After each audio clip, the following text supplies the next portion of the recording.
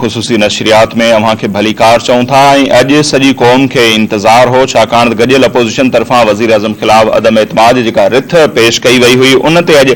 Voting थियणी हुई, पर सरप्राइज़ हुकूमत जे तरफ़ां इहो ॾिनो वियो आहे त डिप्टी स्पीकर उन रिथ खे आइन जी ख़िलाफ़ वर्ज़ी करार ॾींदे उन रिथ खे रद्द करे छॾियो ऐं क़ौमी असेंबली जो इजलास जेको आहे उहो मुलतवी करे छॾियो। हुकूमत जी इहा हिकमत अमली हुई, वोटिंग न थी सघी ऐं उन खां पोइ कुझु देरि पहिरियां अव्हां वज़ीर आज़म जो क़ौम खे मुख़्तसिर ख़िताब ॿुधो, जंहिंमें उन्हनि सरप्राइज़ ॾिनो आहे त उन्हनि मुल्क जे सदर आरिफ अलवी साहब खे असेंबलियूं टोड़ण जी तजवीज़ ॾेई छॾी आहे। जल्द उहे असेंबलियूं टोड़ियूं वेंदियूं ऐं मुल्क में नए सिर जेको आहे इलेक्शन कराई वेंदी।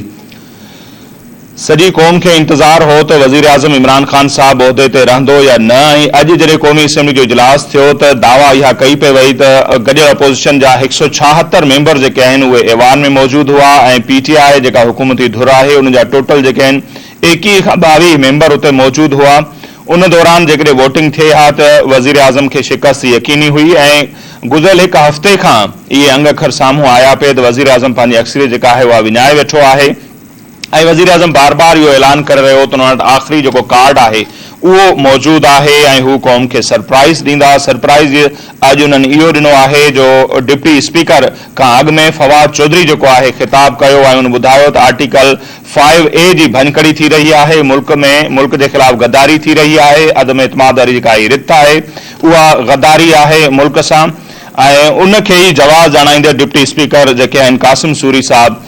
हिन अदम एतमाद वारी रिथ खे आइन जे ख़िलाफ़ करार ॾींदे उनखे रद्द करे छॾियो, क़ौमी असेंबली जो इजलास मुलतवी करे छॾियो। गॾियल अपोज़िशन जा समूरा जेके लीडर आहिनि उन्हनि जा जेके मेंबर आहिनि उते मौजूद आहिनि, न रुगो ऐवान में उहे मौजूद हुआ पर जेका महिमाननि जी गैलरी आहे उनमें असांखे नज़र आयो पिए सिंध जो वॾो वज़ीर उते मौजूद हो, अॻूणो वज़ीर आज़म यूसुफ रज़ा गीलानी, आसफा भुट्टो ऐं ॿिया केतिरा ई जेके पाकिस्तान पीपल्स पार्टी जा अॻवान कारकुन, उन सां गॾोगॾु नवाज़ लीग जा सीनियर अॻवान कारकुन उहे बि असांखे गैलरी में नज़र आया ऐं उहे सभु इन इंतज़ार में वेठल हुआ त जेका वोटिंग थींदी आहे उन खां पोइ इमरान ख़ान मुल्क जो वज़ीर आज़म न रहंदो, पर उन रिथ खे ई डिप्टी स्पीकर गैर आइनी ऐं गैर कानूनी करार ॾींदे रद्द करे छॾियो ऐं उन खां पोइ वॾो ऐलान अची वज़ीर आज़म इमरान ख़ान पाण इहो कयो आहे ऐं उन्हनि जो चवणु आहे त सदर आरिफ अलवी खे उन्हनि तजवीज़ ॾिनी आहे त असेंबलियूं टोड़ियूं वञनि ऐं फिलफोर जेको आहे फ्रेश इलेक्शन कराया वञनि।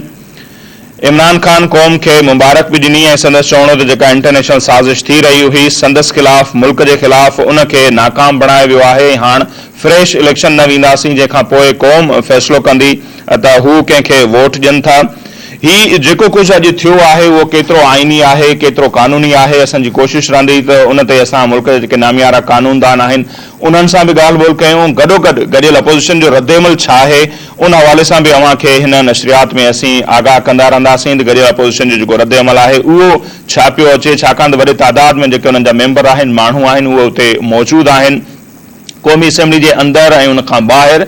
डिप्टी स्पीकर साहब जेके आहिनि हिन रिथ खे गैर आइनी करार ॾींदे रद्द करे छॾियो ऐं उन खां पोइ वज़ीर आज़म क़ौम खे मुख़्तसिर ख़िताब दौरान इहो चयो आहे त उन्हनि असेंबलियूं टोड़ण जे हवाले सां सदर खे तजवीज़ ॾेई छॾी आहे ऐं जल्द असेंबलियूं टोड़ियूं वेंदियूं ऐं मुल्क में नयूं जेके चूंडूं आहिनि उहे करायूं वेंदियूं। अव्हांखे ॿुधाईंदा हलूं त 8 मार्च ते गॾियल अपोज़िशन तरफ़ां जेको आहे वज़ीर आज़म ख़िलाफ़ अदम एतमाद जी रिथ आंदी वई हुई ऐं आइन मूजिबि 14 ॾींहंनि जे अंदरि इजलास थियणो हो, उहो इजलास जेको आहे लेट थियो ऐं हिन रिथ ते जेका आहे वोटिंग उहा न थी सघी ऐं 23 मार्च जो इंतज़ारु कयो वियो। 2-3 ॾींहं अपोज़िशन खे बि ख़ामोश करायो वियो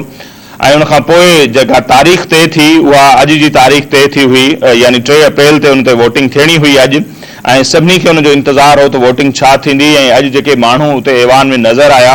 उन्हनि में PTI जा पंहिंजा बि 22 खां 23 जेके बाक़ी मेंबर आहिनि उहे बि ऐवान में मौजूद हुआ।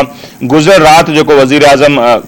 TV ते ख़िताब कयो या लाइव कॉल जेके वठंदा आहिनि उन दौरान ई हुन सॼे मुल्क में माण्हुनि खे ॿाहिरि निकिरण जी अपील कई हुई, एहतिजाज करण जी अपील कई हुई, पर असांखे किथे बि को वॾो एहतिजाज थींदे त नज़र कोन आयो ऐं गॾोगॾु उन्हनि इहो बि चयो हो त जेके मेंबर आहिनि उहे पार्लियामेंट ताईं पहुची कोन सघंदा, समूरा मेंबर उते पहुता पर वोटिंग जेका आहे सा न थी सघी ऐं डिप्टी स्पीकर उन रिथ खे आइन जी भञकड़ी करार ॾींदे रद्द करे छॾियो आहे। उन खां पोइ गॾियल अपोज़िशन जो जेको रद्दमल आहे उहो छा आहे उन हवाले सां असांजी कोशिशि रहंदी तव्हांखे अपडेट कयूं ऐं ही जेको कुझु थियो जेका ही प्रैक्टिस कई वई आइन में उनजी केतिरी गुंजाइश आहे उन ते बि असांजी कोशिशि रहंदी त जेके आइनी ऐं कानूनी माहिर आहिनि उन्हनि सां असांजी ॻाल्हि ॿोल थी सघे।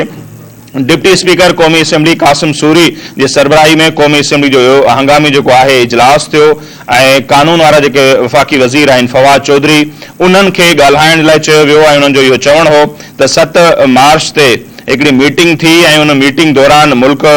जे वज़ीर आज़म खे हटाइण जे हवाले सां इंटरनेशनल लेवल ते हिकिड़ी साज़िश थी ऐं उन खां पोइ अपोज़िशन जेको आहे 8 मार्च ते वज़ीर आज़म ख़िलाफ़ अदम एतमाद जी रिथ पेश कई ऐं उन्हनि इहो हवालो ॾिनो त ही जेको कुझु थी रहियो हो आइन जे आर्टिकल 5A जी भनकड़ी आहे उन जे करे हू अपील था कनि डिप्टी स्पीकर खां त अहिड़ी जेका रिथ आहे उनखे आइन ऐं कानून जे ख़िलाफ़ करार ॾींदे रद्द कयो वञे जंहिंखां पोइ डिप्टी स्पीकर मुख़्तसिर ख़िताब कयो ऐं आइन ऐं कानून जी भनकड़ी करार ॾिनो उन बि हिन रिथ खे जंहिंखां पोइ जेको इजलास आहे उहो बि मुलतवी कयो वियो ऐं जेका रिथ हुई अदम एतमाद वारी उनखे बि रद्द कयो वियो। उनखां पोइ वज़ीर आज़म इमरान ख़ान साहब जेके आहिनि उहे स्क्रीन ते असांखे नज़र आया सरकारी टीवी ते उन्हनि क़ौम खे इंतिहाई मुख़्तसिर ख़िताब कयो ऐं उन दौरान संदसि इहो चवणु हो त हू क़ौम खे मुबारक था ॾियनि त जेका मुल्क जे ख़िलाफ़ मुल्क जे चूंडियल वज़ीर आज़म जे ख़िलाफ़ साज़िश थी रही हुई उनखे उन्हनि नाकाम बणाए छॾियो आहे ऐं गॾोगॾु हुननि इहो बि ॿुधायो त उन्हनि मुल्क जे सदर आरिफ अलवी खे इहा तजवीज़ ॾिनी आहे त फौरी तौर ते जेके असेंबलियूं आहिनि उहे टोड़ियूं वञनि ऐं फ्रेश इलेक्शन जेकी आहिनि उहे कराया वञनि। इंटरनेशनल साज़िश जो केतरनि ॾींहंनि खां PTI हिन अदम एतमाद जे रिथ खे करार ॾेई रही हुई उन जो ई सहारो वरितो वियो अॼु ऐं ॿुधायो वियो त इहा मुल्की साज़िश आहे उन जे करे उनखे रद्द कजे थो। सो उन जी आइन में केतिरी गुंजाइश आहे ऐं कंहिं इहा तहक़ीक़ कई ऐं इहो साबित कयो त इहा वाक़ई इंटरनेशनल साज़िश आहे छाकाणि त अहिड़े क़िस्म जी हिकिड़ी दरख़्वास्त जेका आहे सुप्रीम कोर्ट में दाख़िल करण जी कोशिशि कई वई हुई त हीअ आलमी साज़िश आहे पर सुप्रीम कोर्ट बि 6 खां 7 एतिराज़ लॻाए उन दरख़्वास्त खे रद्द करे छॾियो हो वापसि करे छॾियो हो जंहिंखे हुकूमत इंटरनेशनल साज़िश करार ॾेई रही हुई पर अॼु उन जो ई सहारो वरितो आहे PTI जी हुकूमत। कोशिशि कंदासीं त असीं उन ते ॻाल्हि ॿोल कयूं ऐं मुल्क जा जेके आइनी ऐं कानूनी माहिर आहिनि उन्हनि सां असांजी ॻाल्हि ॿोल थी सघे गॾोगॾु असांजी कोशिशि इहा बि आहे त गॾियल अपोज़िशन जो जेको रद्द अमल आहे उनखां बि असीं अव्हांखे आगाह कयूं त हू इन अमल खे कीअं था ॾिसनि हिकिड़ो त जेको उन्हनि जी रिथ रद्द थी आहे उनखे कीअं था ॾिसनि ऐं गॾोगॾु असेंबलियूं टोड़ण जे हवाले सां जेका वज़ीर आज़म तजवीज़ ॾिनी आहे छा गॾियल अपोज़िशन उनखे क़बूल करे थी ऐं हू बि फ्रेश इलेक्शन जे हवाले सां तयारु आहिनि। हीअ त आहे क़ौमी असेंबली जी सूरत हाल पर गॾोगॾु अव्हांखे ॿुधाईंदा हलूं त पंजाब में बि अॼु जेका आहे उहा चूंड थियणी आहे नए वॾे वज़ीर जी उतां जी सूरत हाल जे हवाले सां बि असांजी कोशिशि रहंदी तव्हांखे अपडेट कयूं। उते परवेज़ इलाही साहब जेके आहिनि ऐं हमज़ा शहबाज़ उन्हनि जे विच में जेको आहे मुक़ाबिलो थियणो आहे उस्मान बोज़दार साहब जेके आहिनि उहे इस्तीफ़ा ॾेई चुका आहिनि पर हाणे जॾहिं असेंबलियूं टुटनि थियूं त उनखां पोइ पंजाब जी ज़ाहिर आहे पंजाब जी असेंबली बि न रहंदी ऐं उते जेका वॾे वज़ीर जी चूंड आहे उहा बि हाणे का माना नथी रखे।